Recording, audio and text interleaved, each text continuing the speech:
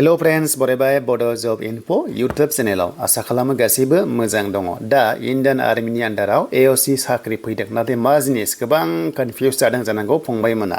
दा बेनि बागैनो फुल डिटेल्सखौ लाबोदों आरो बावहाय सेलेक्शन मोननो नोंथांमोना बा फंबायमोना मा खालामनांगौ बबे लामाजों थाङोबा बे लेभेलाव साख्रि मावनो मोनगोन गोबांथार हिन्दी चेनेलाव नोंथांमोना नुबाय नाथाय माखासे डिटेल्सखौ बुजियाखै जानांगौ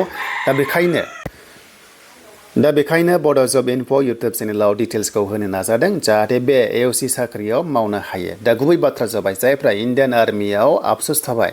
माने साख्रि मावनो नाथाय मोनासै अब्ला नैबे AOC लेभेलाव थांनो हागोन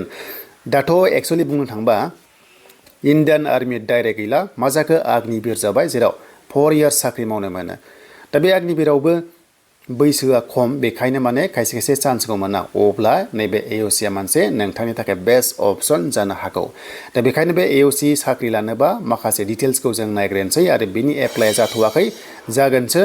आरो बिनि एप्लाइ जाथ'वाखै जागोनसो जेब्ला जायो एक्टिभ जायोबा नोंथांमोना चेनेलाव मोननो हागोन दा चेनेलाव जायफ्रा गोदान साबस्क्राइब खालाम हानाय एसेबां शेयार खालाम लाइक खालाम कमेन्ट्सखौ खालामनो दाबाव दा जोङो AOC माने मा जों बेखौहाय माखासे गुगोलाव जों डिटेल्सखौ लाग्रोयोब्ला दा बावहाय होदों बेनो जाबाय AOC माने आर्मी अर्डिनेन्स कर्प्स होनना बुंदों बे मोनसे active branch of Indian army माने इन्डियान आर्मिया हारसिङाव थाया गोबां स्टाफ थायो ब्रान्च थायो थिग नोंथांमोना बेबादिनो मोनसे बिसोरो जाहैबाय active branch of Indian army जेराव केम्पआव थायोबा अफिसाव थायोबा जिखुनु जाया आर्मिजोंहाय बिसोरो क्लोज खाथि थोंजों सोमोन्दो दङ अके जेरैहाय बुंदों आर्मि होननानै डेट साप्लाइज वेपन्स माने जेनाखि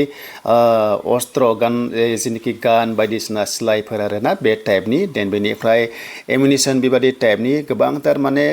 सिलाइफोरावहाय गोबांथार जिनिस नांगौ जायोना बे टाइपखौहाय बेनिफ्राय इकुइपमेन्ट्स एबा जेनाखि मेटेरियल्स थायो जेनाखि जगार बेनिफ्राय क्लथिं डिउरिं वार एन्ड पिस माने गाननाय जोमनाय जेब्ला दावहा जायोबा ओरैनो थाबाबो जि जिनिस गैया माने इन्डियान आर्मियाव जि दङ बिसोरो बेखौ साप्लाइ खालामोबा बिथांमोना हेन्डेल खालामो बेनो जाबाय AOC अके थ' बेयाव नोंथांमोना ग्रुप C हिसाबै माने ग्रुप D नंबावा देरसिनबा पस्टआ ग्रुप C बावहाय साख्रि मावनो हागोन एज ए सिभिलियन हिसाबै भेकेन्सिया दङ 2615 अके देन बे अनलाइन एप्लाइ जागोन 24 आगस्टआव जागोन आरो लास्ट डेट सेप्टेम्बर 22 सिम बियो थागोन दा माखासे डिटेल्सखौ जों AOC खौ जों नायोबा ग्रुप C हिसाबै 2026 साख्रि फैदों पस्टआ बेखिनि अल इन्डियासो दै खिन्थु बावहाय SD फ्रा भेकेन्सिया दङ अके देन बेनि गेजेराव पस्टआ मा दङ होनो अके बेखौ नायोबा ट्रेडमेनावहाय जितु 1799 पस्टआ दङ खामानि मावग्रा हिसाबै देन 520 जाबाय फायारमेन अके देन माल्टिटास्किं स्टाफ एबा MTS 142 देन बेनिफ्राय जुनियर अफिस एसिस्टेन्ट 104 सब माने जोबोर मोजां पस्ट बे सबसे मोजांसिन पस्ट एन्ड मेटेरियल एसिस्टेन्ट बाव 50 पस्टआ दङ दा बिनि क्राइटेरिया क्वालिफिकेसन नायोबा नैबे ट्रेडमेन फायारमेन MTS आव 10 पास सिम्पल 10 पास जानो हागोन एन्ड नैबे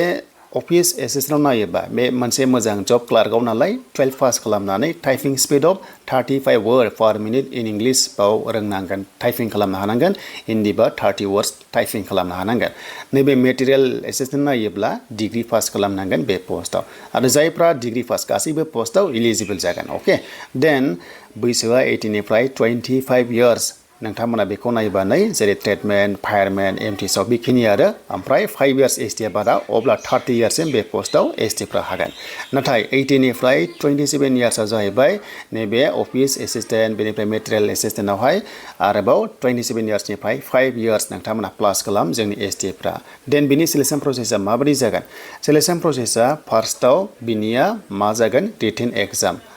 प्रिभियासआव मा जादोंमोन प्रिभियासआवहाय फिजिकल टेस्ट जादोंमोन माने फिजिकल टेस्ट बा माने खालामथारनांगौमोन आरो होमबासो रिटेन टेस्ट लागौमोन नाथाय फिजिकल जायोबा गोबां खस्थ' मोनग्रोयो नालाय खायसे माने फिजिकलाव थांनांगौ जायो गोजानाव बेखायनो एबार एग्जाम पास खालामनानैसो लिंहरसिगोन आरो दा फिजिकल टेस्ट जागोन जायफ्रा एग्जाम पास जायो बेनिफ्राय स्किल टेस्ट लागोन जेनाखि टाइपिं टेस्ट दङ बेनो जाहैबाय नैबे मात्र जुनियर अफिस एसिस्टेन्टआवल' टाइपिं टेस्टखौ लागोन स्किल टेस्टखौ बाखि जेरावबो पस्टआव लानाय नङा डाइरेक्ट डकुमेन्ट भेरिफिकेसन बेनिफ्राय मेडिकेल टेस्ट लागोन आरो बेखिनिखौ अके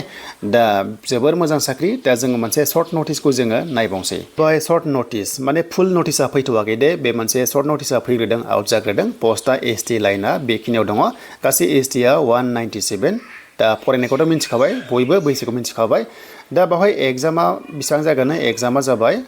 बे एक्चुअली ब्लार दे बे एसे ब्लारखा 100 मार्क्सनि एग्जाम जागोन बेनिफ्राय 0.25 नेगेटिभ मार्किं दङ रं एन्सार जायोबा आरो बे एग्जामा इंलिसजों जागोन हिन्दीजों जागोन बेखौ मिथिबाय आरो बेनो जे